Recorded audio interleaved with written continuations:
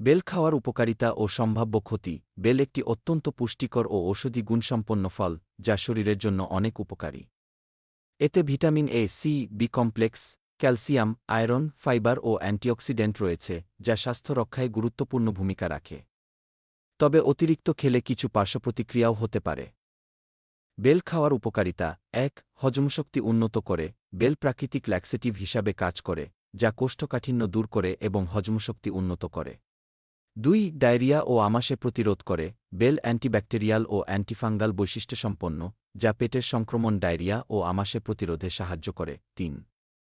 রোগ প্রতিরোধ ক্ষমতা বাড়ায়। এতে প্রচুর ভিটামিন সি রয়েছে, যা শরীরের রোগ প্রতিরোধ ক্ষমতা বৃদ্ধি করে এবং সংক্রমণ থেকে রক্ষা করে।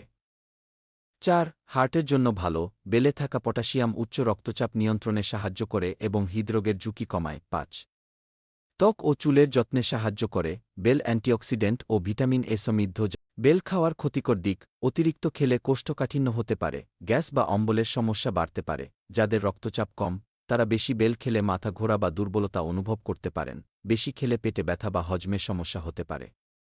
তাই পরিমিত পরিমাণে বেল খেলে এটি স্বাস্থ্যের জন্য অত্যন্ত উপকারী।